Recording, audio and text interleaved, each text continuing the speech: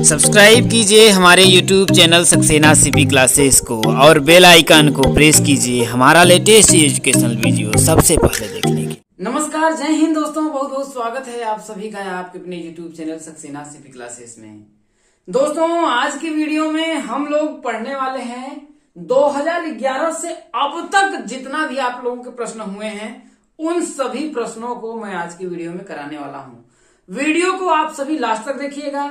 ये आप लोगों की जो है संख्याएं एवं संख्याओं का जोड़ घटाना गुणा भाग, ये आप लोगों की तीसरी वीडियो है। और ध्यान देना मेरे दोस्तों, हर एक प्रश्न को मैं एक्सप्लेन के साथ बताने वाला हूं। कुछ भी जो आप लोगों का टॉपिक छूटा हुआ होगा या फिर जिसका मैंने डेफिनेशन वगैरह नहीं बताई होगी, यहां पर मैं आप लोगों को क्लियर कर दूंगा। तो चलिए हम लोग शुरू करते हैं। आपके सामने एक पहला क्वेश्चन है, ये आपका पूछा गया क्वेश्चन है। कह रहा है कि पाई और माइनस ई एक है, एक धनात्मक परिमेय संख्या है, एक ऋणात्मक परिमेय संख्या है, एक अपरिमेय संख्या है, परिमेय एवं अपरिमेय दोनों। तो ध्यान रखिएगा मेरे दोस्तों कि यह जो पाई है, ये क्या है, जो पाई है एक अपरिमेय संख्या है। पाई क्या है मेरे दोस्तों, एक अपरिमेय संख्या है। कैसी संख्या है? पाई एक अपरिमेय संख्या है। अब जरा समझिएगा, मैंने आप लोगों को बताया था कि यदि कोई अपरिमेय संख्या है, अपरिमेय संख्या में यदि परिमेय संख्या को क्या किया जाए, जोड़ा जाए। किसको? क्योंकि ये एक मान लेते हैं कि एक परिमेय संख्या है, तो अपरिमेय संख्या में परिमेय संख्याओं को जोड़ा जाए या घटाया जाए। क्या किया जाए? अपरिमेय संख्या में परिमेय संख्याओं को जोड़ा जाए या घटाया जाए, सदैव आपको क्या मिलेगी? अपरिमेय संख्या ही मिलेगी, इर्रेशनल नंबर मिलेगा। क्या मिलेगा? आपका अपरिमेय संख्या ही प्राप्त होगा। या फिर भाई जोड़ा और घटाया जाए, या फिर अपरिमेय संख्या में अपरिमेय संख्या को ही क्या, अपरिमेय संख्या को जोड़ा जाए या घटाया जाए, तो कभी कभी आपका परिमेय संख्या मिल सकता है दोस्तों। जैसे कि अगर कोई एक अपरिमेय, जो कि जोड़ा जाएगा तो सदैव आपका अपरिमेय मिलेगा, लेकिन अगर घटाया जाएगा तो एक कंडीशन में हम कह सकते हैं कि परिमेय संख्या मिल सकती है। जैसे अगर ये आपका √2 क्या है, आपका एक अपरिमेय संख्या है, क्योंकि इसका जो मान होता है 1.414 ऐसे ही करके आपका अनंत पदों तक चला जाता है। इसका कोई फिक्स बात, मतलब कि दशमलव के बाद जो संख्या होती है वो दोबारा पुनरावृत्ति नहीं होती है, इसलिए अपरिमेय संख्या है। जैसे अगर आपका √2 एक अपरिमेय संख्या, अगर अपरिमेय संख्या √2 में से अगर मैं √2 को ही घटा दूंगा तो आपका 0 आ जाएगा, और 0 जो है आप लोगों का एक परिमेय संख्या है। तो इस बात को आप लोग समझिएगा कि अपरिमेय संख्या में अपरिमेय संख्या को यदि जोड़ा जाए तो सदैव क्या होगी? अपरिमेय संख्या ही प्राप्त होगी। सदैव आपका क्या होगा? अपरिमेय संख्या होगा। लेकिन घटाने पर कभी परिमेय भी मिलेगा और कभी अपरिमेय भी मिल जाएगा। ये बात आप लोग ध्यान रखिएगा। अगला जो आपका एक बात और आ जाती है, देखिए कि अपरिमेय संख्या में, किसमें? अपरिमेय संख्या में यदि अपरिमेय संख्या का गुणा किया जाए। किसका? अपरिमेय संख्या का। तो अपरिमेय संख्या में यदि अपरिमेय संख्या का गुणा किया जाए तो परिमेय तथा अपरिमेय दोनों मिलेगा। परिमेय तथा अपरिमेय ये दोनों संख्याएं प्राप्त होंगी। कैसे? जैसे अगर एक √2 अपरिमेय संख्या है, अगर √2 भी एक अपरिमेय संख्या है, अपरिमेय संख्या में अगर मैं अपरिमेय संख्या का गुणा करूंगा तो आपका 2 मिलेगा, जो परिमेय संख्या है। यदि मैं √2 में √5 का मल्टीप्लाई करूंगा तो रूट आपका 10 मिलेगा, जो आपका क्या होगा? एक अपरिमेय संख्या होगा। तो कभी परिमेय मिलेगा और कभी अपरिमेय मिलेगा, इस बात को ध्यान रखिएगा। तो यही सब चीजों की आप लोगों को हमेशा ध्यान रखना है। अपरिमेय में, अब यहीं पर मैंने कहा कि अपरिमेय में अगर अपरिमेय किया तो परिमेय था अपरिमेय दोनों मिल सकता है, लेकिन अपरिमेय में यदि परिमेय संख्या का, किसका? अपरिमेय में यदि परिमेय संख्या का गुणा किया जाए तो सदैव आपका क्या मिलेगा? सदैव आपका अपरिमेय मिलेगा, सदैव अपरिमेय संख्या प्राप्त होगा। अब उसी के अकॉर्डिंग आप यहां पर देखिए कि पाई क्या है? एक अपरिमेय संख्या है, और माइनस ई को हम मान लेते हैं कोई एक परिमेय संख्या है। ठीक है। अब अपरिमेय संख्या में से यदि मैं परिमेय संख्या को घटाऊंगा तो क्या प्राप्त होगा? तो अपरिमेय संख्या में से यदि परिमेय संख्या को जोड़ा जाए या घटाया जाए तो सदैव क्या होगी? अपरिमेय संख्या प्राप्त होगी। तो उसके अनुसार ऑप्शन नंबर कौन सा हो जाएगा आपका? देखिए, एक अपरिमेय संख्या। तो ऑप्शन नंबर कौन सा हो जाएगा मेरे दोस्तों? सी हो जाएगा। समझ में आप लोगों को आ गया होगा। अब अगला जो क्वेश्चन है मेरे दोस्तों, कह रहा है देखिए कि एक परिमेय संख्या 5/19 व उसके योज्य प्रतिलोम के गुणनफल का गुणात्मक प्रतिलोम होगा। संख्या क्या है 5/19। अब जरा समझिएगा, यहीं पर आप एक बात समझिएगा कि योज्य प्रतिलोम क्या होता है। योज्य प्रतिलोम, और देखिए यहां पर एक नया चीज मिला, योज्य प्रतिलोम और दूसरा मिला गुणात्मक प्रतिलोम। दो चीज हम लोगों को मिला। योज्य प्रतिलोम क्या होता है कि जैसे कोई संख्या अगर a है, क्या है, कोई संख्या अगर a है तो इसका योज्य प्रतिलोम क्या होगा, a में मैं लगाऊंगा, सिर्फ उसमें मेरे को क्या लगा देना है, माइनस लगा देना है। कोई भी संख्या है अगर वो a है तो उसमें जो योज्य प्रतिलोम जो उसका होगा क्या होगा, -a होगा। क्या होगा मेरे दोस्तों, -a होगा। और याद ध्यान रखिएगा, संख्या और इसके योज्य प्रतिलोम का जो योगफल होता है वो कितना होता है आपका, 0 होता है। कितना होता है, कोई भी संख्या और उसके योज्य प्रतिलोम का जो गुणनफल, योज्य प्रतिलोम का जो योगफल होता है वो कितना होता है आपका, 0 होता है। तो ध्यान रखिए, कोई भी संख्या में सिर्फ आपको माइनस लगा देना है। अगर यहां पर संख्या माइनस होती तो इसका ठीक विपरीत क्या हो जाता है, यहां पर प्लस हो जाता। प्लस क्या होता, मैंने कहा कि माइनस लगा देना है, तो संख्या -a तो है, इसके आगे माइनस लगा देना, तो माइनस और माइनस से गुणा करेंगे तो क्या होगा आपका, प्लस हो जाएगा। तो संख्या क्या होगा, प्लस होगा। ये आपका योज्य प्रतिलोम होगा। गुणात्मक प्रतिलोम क्या होता है, जैसे देखिए अगर संख्या 1/3 है, इसका जो गुणात्मक प्रतिलोम क्या होगा, गुणात्मक प्रतिलोम होगा। देखिए जो हर है, ये जो आपका हर है, हर आपका अंश में चला जाएगा और वो जो अंश है वो आपका हर में चला जाएगा। तो 1/3 का गुणात्मक प्रतिलोम क्या होगा, 3/1 हो जाएगा। और एक चीज और ध्यान रखिएगा कि कोई भी संख्या है a और इसके गुणात्मक प्रतिलोम का जो गुणनफल होता है वो 1 आता है। जैसे कोई संख्या क्या है आपका, देखिए 1/3 है और इसका गुणात्मक प्रतिलोम क्या है, 3/1 है, तो 3/1 हो गया। अब देखिए कोई भी संख्या और उसके गुणात्मक प्रतिलोम का जो गुणनफल है वो कितना आएगा, 1 आएगा। देखिए 3 से 3 कट के आपका आया कितना, 1 आएगा। इस बात को आप लोग ध्यान रखिएगा। तो यहां क्या बोल रहा है, परिमेय संख्या 5/19 है, तो मैंने 5/19 लिख लिया। आगे क्या कह रहा है, देखिए इसके योज्य प्रतिलोम के गुणनफल। तो योज्य प्रतिलोम, अब देखिए 5/19 है तो इसका योज्य प्रतिलोम कितना होगा, -5/19 होगा कि नहीं होगा। अब कह रहा है कि संख्या 5/19 और इसका योज्य प्रतिलोम, तो योज्य प्रतिलोम कितना है, -5/19 है कि नहीं है। तो कह रहा है कि संख्या, परिमेय संख्या इतना, वह इसके योज्य प्रतिलोम के गुणनफल, मतलब इस संख्या और इसका योज्य प्रतिलोम जो है उसका हम क्या करेंगे, गुणा करेंगे। आ गया। अब गुणा करेंगे तो आपका कितना, देखिए 5 बचे 25 आया, 25 यहाँ -25 बटा कितना होगा, 19 का 19 में करेंगे तो आपको कितना आएगा, 361 आएगा। इसका अब आपको क्या पूछ रहा है, देखिए गुणनफल का गुणात्मक प्रतिलोम। तो गुणात्मक प्रतिलोम क्या होगा, गुणात्मक प्रतिलोम अभी मैंने बताया कि जो हर में है वो आपका अंश में चला जाएगा। तो क्या होगा, देखिए -361 बटा क्या होगा आपका 25, कितना होगा, -361 बटा के 25। तो ऑप्शन नंबर कौन सा हो जाएगा, देखिए ऑप्शन ए ही हो जाएगा, -361 बटा के 25। उम्मीद करता हूं कि आप लोगों को बेहतर तरीके से बातें समझ में आ रही होंगी। चलिए दोस्तों, अगला जो क्वेश्चन कह रहा है, देखिए कि किसी पूर्णांक का वर्ग करने पर इकाई के स्थान पर कौन सी संख्या नहीं हो सकती। तो मैंने आप लोगों को देखिए पूर्णांक संख्याओं के बारे में आप लोगों को बताया था, ठीक है मेरे दोस्तों, कि पूर्णांक संख्याएं क्या होती है, सभी पूर्ण संख्याएं और उनके ऋणात्मक मान का जो संग्रह होता है उसको पूर्णांक संख्या कहते हैं। अब जरा समझिएगा, जैसे मैं कोई भी पूर्णांक संख्या ले लेता हूं, जैसे मैं पूर्ण संख्या में ही ले लेता हूं, जैसे 0 हो गया, 1 हो सकता है, 2, 3, 4, 5, 6, 7, 8, देखिए यहां पर मैं हो सकता है ना दिखे 6, इसके मैं ले लेता हूं 7, 8, 9। अब इन्हीं से ही संख्याओं से ही आपकी पूरी जो भी पूर्ण संख्या हो या पूर्णांक संख्या हो इन्हीं से बनेंगी। तो जरा समझते हैं, क्या कर रहा है, देखिए किसी पूर्णांक संख्या का वर्ग करने पर, संख्या क्या है आपका 0, 0 का अगर मैं वर्ग करूंगा तो कितना आएगा आपका 0 ही आएगा। 1 का वर्ग करूंगा तो कितना आएगा आपका 1 आएगा।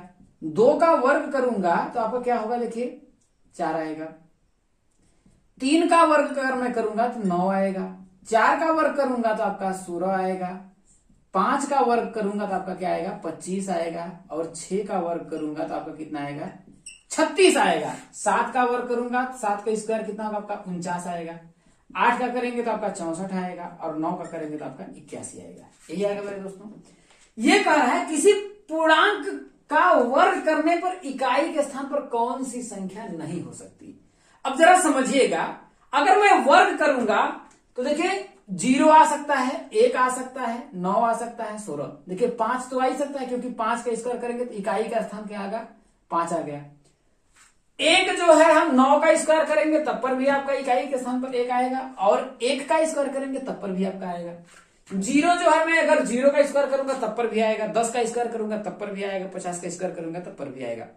लेकिन कभी भी किसी भी संख्या का जो वर्ग करें, क्या करें मेरे दोस्तों, वर्ग करें, अगर इकाई के स्थान पर अगर वर्ग करने के बाद कभी भी 2 आपका नहीं आ सकता है, क्योंकि देखिए 2 का स्क्वायर कर रहे हैं तो आपका 4 आ सकता है।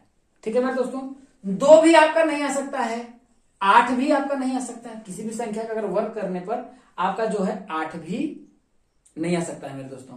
तो ये बात आप लोगों को ध्यान रखना है।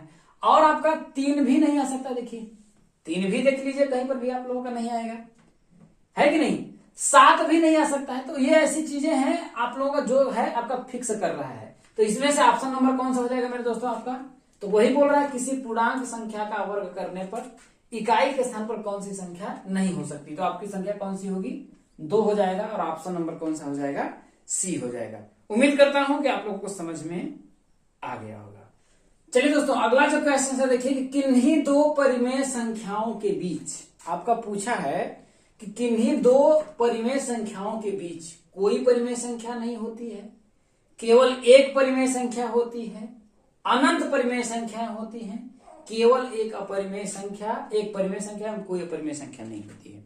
तो इसका क्या होगा, देखिए कह रहा 2 परिमेय संख्याओं के बीच, जरा समझिएगा, मैं कॉन्सेप्ट के साथ आप लोगों को यहां पर समझाने का प्रयास कर रहा हूं मेरे दोस्तों, क्योंकि रट्टा मारना हमारा काम नहीं है। हमारा काम है मैथ को प्रैक्टिकली आप समझिए कि आपको उसमें कोई दिक्कत ना हो। चलिए समझिए, देखिए क्या है, देखिए मान लेते हैं कि भाई 1/2 एक परिमेय संख्या है और 1/3 एक परिमेय संख्या है। ये दोनों परिमेय संख्या है। परिमेय संख्या क्या होती है, जिसे p/q के रूप में लिखा जाए और q का मान 0 ना हो। और 2 संख्याओं के बीच परिमेय संख्या ज्ञात करने के लिए हम क्या करते हैं, देखिए इनको जोड़ देते हैं। जैसे 1/2 और प्लस 1/3, इसमें करके 2 का भाग दे देते हैं। तो इसको जोड़ेंगे, देखिए 3 और ये 2, तो कितना होगा आपका, देखिए 5 कितना हो जाएगा आपका 3 दूना के 6 हो जाएगा। 6 का इसमें करेंगे तो आपका 5 कितना हो जाएगा आपका 12, कितना आएगा 5/12। इसके 5/12 परिमेय संख्या है। अब फिर इसके बीच 2 का भाग देंगे, इसके भी बीच 2 का भाग देंगे, ऐसे करते चले जाएंगे। या फिर ऐसे समझिए, एक संख्या मैंने 2 लिख लिया, ये भी परिमेय संख्या है क्योंकि 2/3 1 लिख सकते हैं। अब दूसरी संख्या मैंने 3 लिख दिया, ठीक है। अब इसके बीच में परिमेय संख्या ज्ञात करता हूं तो क्या होगा, देखिए 2 + 3 बटा के क्या होगा आपका 2/2 हो जाएगा, तो 5/2 हो जाएगा। तो इसके बीच परिमेय संख्या कितनी होगी, 5/2।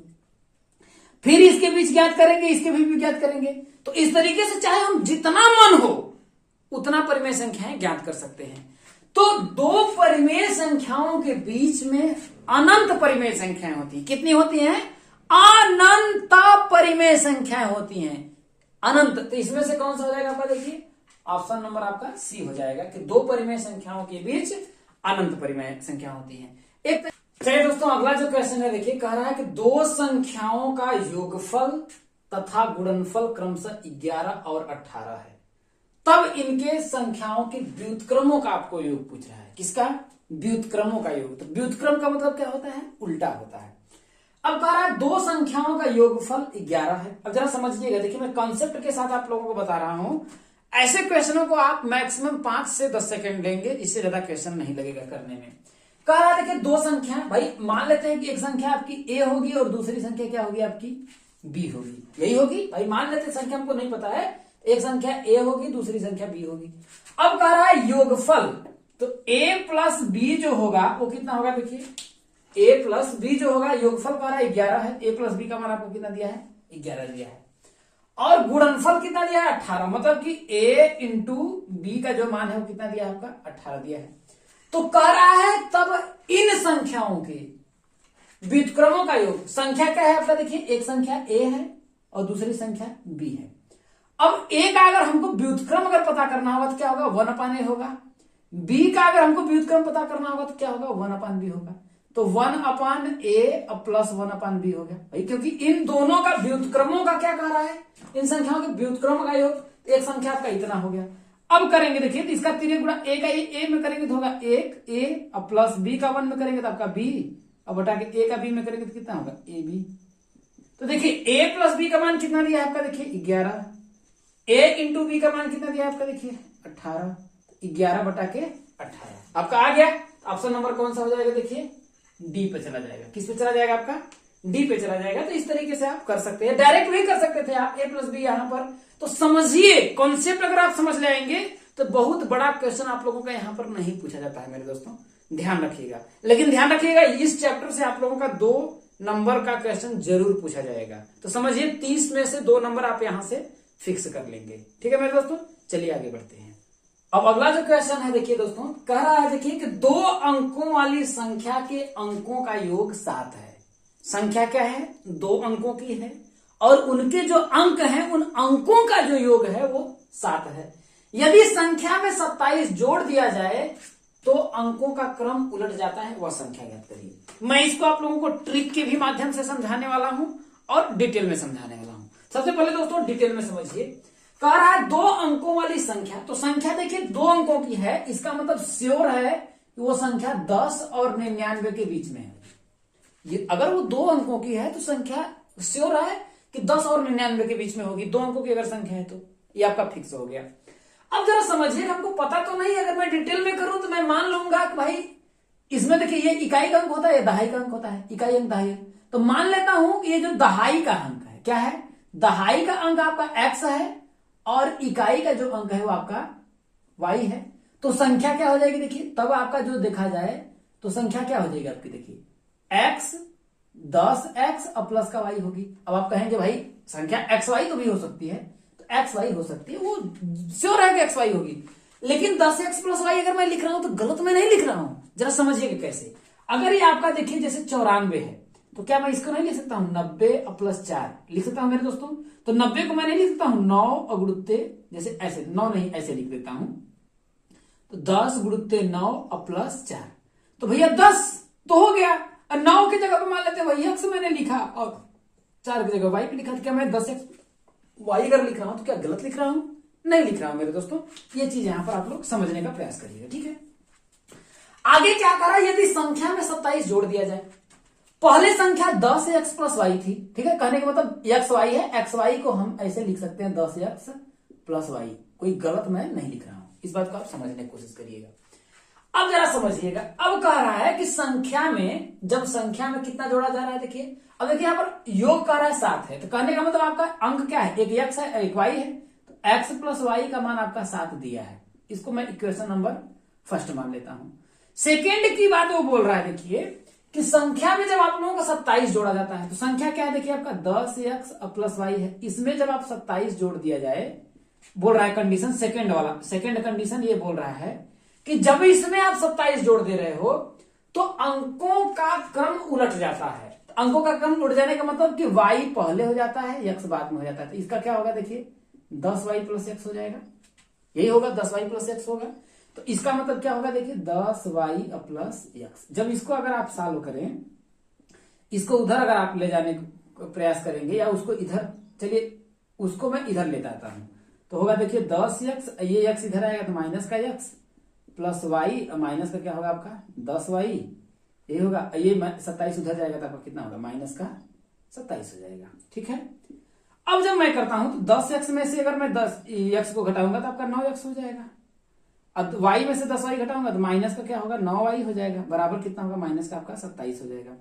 अब 9 मैं कॉमन ले लूंगा तो x माइनस वाई बराबर कितना होगा आपका, देखिए जैसे मैंने 9 कॉमन ले लिया तो x माइनस वाई बराबर माइनस का 27 हो जाएगा। तो इसको काट देंगे 9 3 का 27, तो आपका देखिए x माइनस वाई बराबर कितना होगा माइनस का 3 आया। ये समीकरण नंबर 2 मान लेते हैं इसको। ठीक है, एक बार मैं इसको जोड़ूंगा, मैं एक बार जोड़ देता हूं, तो जब मैं जोड़ूंगा तो क्या होगा मेरे दोस्तों, x प्लस वाई, समीकरण 1 और 2 को मैं क्या कर रहा हूं, जोड़ रहा हूं, किसको, समीकरण 1 और प्लस 2 को। तो x प्लस वाई का मान है आपका 7, x माइनस वाई का जो मान है आपका माइनस का कितना है 3 है। जब मैं जोड़ूंगा तो y कट जाएगा, तो x में जोड़ूंगा तो होगा 2x बराबर 7 में से 3 अगर मैं घटाऊंगा तो आपका आएगा 4। तो x का मान कितना आपका आ गया, देखिए 2 आया, कितना आया, x का मान आपका 2 आया। ठीक है, अब x का मान चाहे यहां रख दीजिए, चाहे वहां रख दीजिए, चाहे समीकरण 1 में रख दीजिए, चाहे 2 में रख दीजिए, y का मान पता चल जाएगा। तो चलिए मैं क्या करता हूं, समीकरण 1 में रख देता हूं। समीकरण 1 है, देखिए x प्लस वाई बराबर 7 है। x का मान आपका 2 है, तो y बराबर होगा देखिए 7, ये 2 इधर जाएगा तो माइनस का 2 होगा, तो y का मान कितना होगा आपका 5 हो जाएगा। तो संख्या आपकी क्या थी, संख्या क्या थी आपकी, देखिए 10x प्लस वाई थी, तो 10x प्लस आपका y हो जाएगा। ठीक है, तो 10 अगुणित x का मान हम लोगों ने निकाला था कितना आपका आया, देखिए 2 प्लस y का मान हम लोगों ने निकाला था कितना आया मेरे दोस्तों, 5 आया। ठीक है, अब 10 दूना के 20 और 5 कितना होगा आपका 25। कहने का मतलब संख्या कितनी थी आपकी, 25 थी। अब जरा समझिएगा, यहां कह रहा है देखिए कि अंकों का योग कितना है आपका, देखिए 7 है। ये x प्लस वाई का मान आपका 7 आया। यदि संख्या में 27 जोड़ दिया जाए तो संख्या में भाई 10x प्लस वाई थी संख्या, ठीक है, इसमें आप लोगों का 27 जोड़ दिया गया तो अंकों का क्रम क्या हो गया आपका, उलट गया। तो संख्या क्या थी आपकी, 25 थी। तो इस तरीके से हम लोग निकालने भाई, तो इसमें से आपका ऑप्शन नंबर किस पे चला जाएगा, 1 पे चला जाएगा। ठीक है, लेकिन इतना अब आपका एग्जाम में अगर आपको बैठना है, क्योंकि वहां पर आप लोगों का समय का गेम है मेरे दोस्तों, वहां पर आप लोगों को करना कैसे है। अगर देखिए संख्या को जैसे अगर मैं देखूं, जैसे अगर आपको एक्स वाई अगर लिखना था, जैसे डायरेक्ट अगर आप 10x प्लस वाई न लिख करके एक्स वाई भी लिखते तो एक्स का मान कितना था आपका 2 था और वाई का मान कितना आया 5, तो संख्या क्या थी आपकी 25 होगी, है कि नहीं। उस तरीके से भी कर लिए। लेकिन अगर आपको एग्जाम में जरा बैठे हैं तो आप इस तरीके से नहीं करेंगे दोस्तों। आप कैसे करेंगे देखिए मैं आपको समझाता हूं। ठीक है, पहला तो तरीका आपका यह हो गया डिटेल मेथड। ठीक है, ट्रिक का मेथड क्या है देखिए, उसको आप समझ लीजिए। देखिए बहुत ही अच्छे तरीके से देखिए, ट्रिक का मेथड से आप तुरंत इसको देखिए विद इन आप सेकेंड में काम करेंगे दोस्तों। समझिए कैसे कह रहा है कि संख्या के अंकों का योग 7 है। ठीक है, अब देख लेते हैं देखिए कि दोनों अंकों का योग करेंगे। देखिए इसमें 2 प्लस 5 अगर जोड़ेंगे तो कितना होगा, 2 प्लस 5 अगर जोड़ेंगे तो आपका कितना होगा देखिए 7 आएगा। यहां पर 5 प्लस 2 अगर मैं जोड़ रहा हूं तब पर भी आपका 7 आ रहा है। 4 प्लस 3 अगर मैं जोड़ रहा हूं यहां पर देखिए, तो यहां पर भी 7 आ रहा है और 4 3 यहां पर भी 7 आ रहा है। यहां से आपका काम नहीं बन रहा है, पहला जो सिस्टम वो फेल हो गया।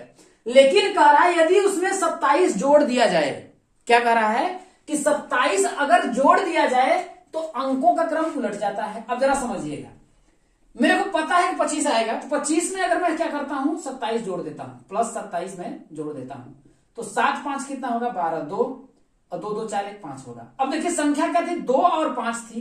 जब इसमें मैंने 27 जोड़ा तो क्रम उलटने का मतलब 5 कहां पर चला गया, दहाई पर चला गया, और 2 जो है इकाई पर चला गया, तो 5 2 हो गया। और ये सेटिस्फाइड कर रहा है, इस तरीके से ये आपका हो गया, ये आपका हो जाएगा। लेकिन इसमें अगर आप करेंगे तो देखिए नहीं होगा। 5 2 में अगर मैं 27 जोड़ता हूं तो देखिए 7 और 2 कितना होगा आपका 9 हो जाएगा, और 2 अब 5 और 2 कितना होगा 7 होगा। देखिए तो 7 9 आ गया, देखिए 7 और 2 9 और 5 2 7। अब देखिए क्या अंकों का क्रम उलट गया, संख्या आपकी 52 थी। अब अगर इसमें 27 जोड़ने पर हमको ये संख्या क्या बन जाती 25 बन जाती, तो ये आपका गलत हो गया। ठीक है मेरे दोस्तों, इसमें भी आप देख करके देखिए 34 है, 34 में आप 27 जोड़ करके देख लीजिए, तो 7 4 11 होगा, और 3 2 कितना होगा आपका 5 1 6 61 हो गया। अब बताइए 34 था संख्या, अब इसको अगर मैं 27 जोड़ने पर इसको क्या अंकों का क्रम उलटने का मतलब क्या होता है 4 और 3 होना चाहिए था, लेकिन ये फेल हो रहा है। इस तरीके से भी आपका ये गलत हो गया। अब देखिए 43 है आपका, देखिए 43 है, 43 में मैं 27 जोड़ रहा हूं। पहला वाला तो ठीक है, पहला वाला क्रम सब सेटिस्फाइड कर रहा है, लेकिन दूसरा वाला जो है कह रहा 27 जोड़ने पर अंकों का क्रम उलट जाता है। तो ये 43 है, 27 जोड़ने पर इसको क्या बनना चाहिए 34 बनना चाहिए। अब ये बताइए 43 में अगर मैं 27 जोड़ूंगा तो क्या आपका 34 कभी आ सकता है, इम्पॉसिबल है। तो इस तरीके से ये तीनों क्या है सेटिस्फाइड नहीं कर रहे हैं, लेकिन ये कर रहा है। देखिए 25 है, 25 में आप 27 जोड़े तो 52 आ रहा है, अंकों का क्रम उलट जा रहा है। तो इस तरीके से आपकी संख्या क्या होगी 25 हो जाएगी। आप ऐसे करके आइएगा, तुरंत आपको विद इन सेकेंड लगेगा, मैक्सिमम 4 से 5 सेकंड लगेगा और आप करके चले आएंगे। दोस्तों उम्मीद है आप लोगों को पसंद आ रही होगी। चलिए दोस्तों आगे बढ़ते हैं। दोस्तों अगले क्वेश्चन को देखिएगा और समझिएगा। इस क्वेश्चन को जान लीजिए कि 90% लोग गलत करेंगे। ठीक है, अब सवाल समझिएगा, अब रोक करके आप लोग इसको समझिए की कोशिश करिए। क्या कह रहा देखिए कि 496 एक योग 318 का निकटतम सैकड़ा मान, योग 318। अब लोग क्या करेंगे देखिए कि 496 प्लस 318, अरे जोड़ने तो सबका था, 8 6 14 के 4, 9 1 10, 1 11 के 1, 4 3 7 1 8, 814 आएगा। अब 814 आया था, खट से आंसर मारेंगे ए पर, लेकिन दोस्तों ये आप लोगों का गलत हो जाएगा, 100% आप लोगों का गलत हो जाएगा। क्यों होगा कि कह रहा है कि इसका योग करने पर आपका इतना आया है, लेकिन ये करा सैकड़ा में मान, निकटतम सैकड़ा का मतलब यह देखिए, सैकड़ा अगर इसको मैं सैकड़ा में बदलूंगा देखिए तो ये आपका 800 या 900 या ये किसके बीच है, देखिए 800 जो 14 संख्या है वो या तो 800 के बीच होगी या तो 9, यही नजदीक किसके है, तो सैकड़ा का मतलब नजदीक किसके आपका है, ये योग नहीं पूछ रहा है, यहां पूछ रहा है देखिए कि 496 योग इतना का निकटतम सैकड़ा मान। तो सैकड़ा देखिए, सैकड़ा में पूछ रहा था ये कितना है, 8 सैकड़ा है, तो 8 सैकड़ा मतलब 800 और 9 सैकड़ा। भैया ये जो संख्या है ये 800 के नजदीक है या 900 के नजदीक है, सैकड़ा में पूछ रहा है, तो निकटतम सैकड़ा में आपको बताना है। तो एक 800 होगा या तो 900। भाई ये संख्या जो 814 है ये 800 और 900 के ही तो बीच है मेरे दोस्तों। तो कारण निकटतम किसके है ये बताइए, 800 जो 14 है वो 800 के नजदीक है या 900 के नजदीक है, तो ये किसके नजदीक है, देखिए आपका 800 के नजदीक है। ऑप्शन नंबर आपका कौन जाएगा, बी जाएगा मेरे दोस्तों। ए जो होगा आप लोगों का नहीं होगा, क्योंकि वो निकटतम सैकड़ा में पूछा है ना कि योग पूछा है। तो ऐसा भी आप लोगों को क्वेश्चन पूछा जा सकता है। टेट में बहुत कठिन क्वेश्चन नहीं आता है, लेकिन हाँ थोड़ा सा दोस्तों आप लोगों को घुमा करके पूछेगा, इस चीज को आप लोगों को समझना पड़ेगा। थियरी टाइप का क्वेश्चन ज्यादा पूछता है दोस्तों। चलिए आगे बढ़ते हैं। अब अगला जो आप लोगों का क्वेश्चन है दोस्तों, देखिए कह रहा है कि बिना कोई शेषफल के निम्न में से कौन सी संख्या 9, 3, 6, 1 को विभाजित करती है। अब जरा समझिएगा, संख्या क्या है, देखिए आपका 9 है, 3 है, 6 है और 1 है, इसमें से आप लोगों का पूछा गया है। अब मैंने जो आप लोगों को भाज्यता का नियम बताया है वो कहां तक बताया है, 11 तक बताया है। इसका मतलब कि देखिए आप लोगों का जो सिलेबस में 11 तक ही है। अब इसमें देखिए डायरेक्ट अगर आप मारना चाहें तो डी पर मार लेंगे, लेकिन आपको ध्यान देना है कि पूछा है बिना कोई शेषफल के। सबसे पहले हम डिविजिबिलिटी रूल चेक तो कर लें। 11 के भाज्यता का नियम क्या होता है, देखिए कि उसके विषम पदों का जो योग हो, 9 में अगर मैं 6 जोड़ूं तो कितना होगा, 9 6 कितना आपका 15 होगा, आया। और समपदों का योग 3 और मैं 1 जोड़ूंगा तो कितना आपका आएगा, देखिए 3 + 1 जोड़ूंगा तो कितना आपका आएगा 4। इनको क्या करना है, घटाना है भाई। विषम पदों का योग माइनस सम पदों का योग, यही मैंने बताया है। तो 15 में से जब मैं 4 को घटाऊंगा तो कितना आपका आएगा 11। तो मैंने बताया था कि विषम पदों का योग या सम पदों का योग जो हो या तो 0 हो या वह संख्या आए जो 11 से क्या हो, विभाज्य हो, तो वह संख्या 11 से विभाज्य होगी। अब देखिए ये जो है इन दोनों नियमों को फॉलो कर रहा है, इस तरीके से हम सीधे मार देंगे कि इसका क्या आंसर होगा आपका दोस्तों, 11 हो जाएगा और यही आप लोगों का आंसर हो जाएगा। ठीक है मेरे दोस्तों, समझ में आप लोगों को आ गया होगा। तो देखिए यहाँ पर आप भाग देंगे तो टाइम लगेगा, या तो फिर आप 19 से भाग दें, पूरा देखें कौन सा कट रहा है नहीं आ रहा है, फिर 17 से भाग दें, देखें कट रहा है नहीं कट रहा है, 13 से भाग दें, 11 से भाग दें। इससे अच्छा है कि डिविजिबिलिटी रूल को हम चेक कर लेते हैं। इसी टाइप का आप लोगों का क्वेश्चन पूछा जाता है। चलिए दोस्तों आगे बढ़ते हैं। जो क्वेश्चन है मेरे दोस्तों, देखिए पूछा गया है कि 5, 6, 7, 1 5671 और उसके अंकों को पलट देने पर प्राप्त संख्या का अंतर है। तो संख्या क्या है आपका, देखिए 5 है, 6 है, 7 है, 1 है। अब इसको अगर मैं पलट दूंगा तो ये पूरा उलट जाएगी, तो जो इकाई का है कहां पर आपका 1000वें स्थान पर चला जाएगा, तो 1 हो जाएगा, 7 हो जाएगा, 6 हो जाएगा, 5 हो जाएगा। ये हो गया संख्या। कह रहा है देखिए फिर समझिएगा, 5, 6, 7, 1 और उसके अंकों को पलट देने पर, तो अंक मैंने पलट दिया तो संख्या क्या मिली, 1765 मिली। प्राप्त संख्या का अंतर, अंतर का मतलब होता है देखिए घटाना। ठीक है मेरे दोस्तों, या फिर अगर आपको ये बात नहीं समझ में आ रही है तो जरा समझिए कि मैंने ये यहां पर हूं, यहां से मैंने आप समझिए कि यहां पर देखिए मैं 70 किलोमीटर की दूरी तय कर लिया हूं। ठीक है, अब एक जो है दूसरा व्यक्ति है आपका, मान लेते हैं यहां पर है वो 50 किमी है, सॉरी 50 नहीं मान लेते हैं, 5 किमी चला है। ठीक है, तो मैं पूछ रहा हूं इनके और इसके बीच का अंतर क्या है। तो आप कैसे पता करेंगे कितना अंतर है, वही अंतर ये ना पूछ रहा हूं, ये 70 है और ये 5 है, तो अंतर क्या है, तो 70 में से हम 5 को क्या करते हैं, घटाते हैं। या फिर आपको ये बात नहीं समझ में आ रही तो समझिए, संख्या रेखा पर मैंने दर्शा दिया, तो 1765 होगा तो इधर ही तो आएगा, यहाँ पर 1765 मान लेते हैं, और 5671 है तो 5671 आपका कहां पर आएगा, यहां पर आएगा। अब पूछ रहा है इनके बीच का जो अंतर है, वही तो पूछ रहा है, इन्हें बोल रहा है प्राप्त संख्या का अंतर है। तो इसको अंतर को ज्ञात करने के लिए आप क्या करेंगे, इसमें से इसको घटा देंगे, पता चल जाएगा कि इसके बीच का अंतर कितना है, तो भाई वही घटा देंगे। तो 11 में से 5 जाएगा तो कितना आपका आएगा, देखिए आपका कितना होगा, 6 होगा, यहाँ 6 में से 6 गया आपका 0, देखिए 0 6 देखिए किसमें आपका है, देखिए ये तो आपका गलत हो गया। देखिए ऑप्शन पूरा करने की आपको जरूरत नहीं है, 2 देखिए ऑटोमेटिक कट गया। अब देखिए इसमें और इसमें से कोई ना कोई होगा, ठीक है। तो देखिए 9 भी यहां पर है और 9 यहां पर भी है। अब लास्ट का मतलब 4 और 3 में से कोई हो सकता है। अब जरा समझिएगा, अब देखिए आपको यहां तक ये बात समझना है। देखिए यहां पर तो 6 में से गया 0 हो गया, अब 6 में 7 जाएगा ना, 1 कर्जा दे देगा, तो यहां पर कितना बचेगा आपका? देखिए 4, 4 में से गया आपका देखिए 3, तो आपका 3 वाला कौन सा हो जाएगा? सी। ये आपका ऑप्शन हो जाएगा दोस्तों। तो पूरा करने की कोई जरूरत नहीं है, आप थ्रू द ऑप्शन और तरीके से अगर आप चाहें तो कर सकते हैं। नहीं तो आप घटाएंगे तो 16 में से 7 जाएगा तो ही आपका 9 आएगा, 9 7 16, ठीक है मेरे दोस्तों। यहाँ छोटा है, बहुत हो सकता है कि यहाँ पर 7 7 8 8 अंक का नंबर दे देता है, तो वहां करने के नहीं है। 1 देखिए, उधर से 2 3 देखिए और इधर से 1 देखिए, तुरंत थ्रू द ऑप्शन आप आंसर को कर सकते हैं मेरे दोस्तों। उम्मीद करता हूं कि आप लोगों को चीजें समझ में आ रही होंगी। अगला जो क्वेश्चन है मेरे दोस्तों, देखिए कि सबसे छोटी अभाज्य संख्या है, पूछा है कि सबसे छोटी आप लोगों की अभाज्य संख्या कौन सी होती है। तो अभाज्य संख्या क्या होती है? ऐसी संख्या जो एक और स्वयं के अलावा किसी दूसरी संख्या से क्या हो? विभाजित ना हो। एक और स्वयं के अलावा किसी दूसरी संख्या से विभाजित ना हो। अब यहां से शुरुआत करते हैं हम लोग। तो सबसे छोटी संख्या देखिए, मैं एक बात करता हूं, देखिए 2 है। 2 जो है एक और स्वयं 2 के अलावा किसी दूसरी संख्या से विभाजित नहीं होती है। इसमें से ज्यादा लोग मान करके आएंगे देखिए 3, क्योंकि लोगों को यही नहीं पता है कि जो 2 है, बहुत से लोग मान लेते हैं कि सम संख्या। अरे सम है, लेकिन यहां सम थोड़ी नहीं पूछा है, ये खुद कह रहा है कि अभाज्य संख्या बताओ। तो जब अभाज्य संख्या पूछ रहा है तो 2 भी तो इस नियम को फॉलो कर रहा है कि जो संख्या क्या हो, एक और स्वयं के अलावा किसी दूसरी संख्या से अगर ये विभाजित हो जाए तो बताइए, नहीं विभाजित हो रही है। तो यही बात इसमें पूछा है। तो ऑप्शन नंबर आपका ये नहीं होगा, ऑप्शन नंबर क्या आ जाएगा? ए पे चला जाएगा। जो ऑप्शन नंबर क्या है? 2 है। और ध्यान रखिएगा कि 2 ही एक ऐसी संख्या, अभाज्य संख्या है जो क्या है? एक सम भी है, ये क्या है? सम भी है और अभाज्य भी है। इसके बाद जितनी भी आपको अभाज्य संख्याएं मिलेंगी, सभी संख्याएं क्या होंगी? आपकी विषम संख्याएं होंगी। लेकिन 2 ही एक ऐसी संख्या है जो सम है और अभाज्य संख्या है। इन बातों को आप लोग ध्यान रखिएगा। तो दोस्तों इस वीडियो में इतना ही रखते हैं। अगले वीडियो में मैं ज्यादा से ज्यादा प्रश्नों को करवाने की आपको पूरी कोशिश करूंगा, और सभी प्रश्न जितने भी जो भी है दोस्तों 2011 से अब तक जितने भी प्रश्न आए हैं उन सभी प्रश्नों को मैं करवा रहा हूं। इससे बाहर आप लोगों का एक भी मैं प्रश्न नहीं रहना हूं, इस बात को आप लोग ध्यान रखिएगा।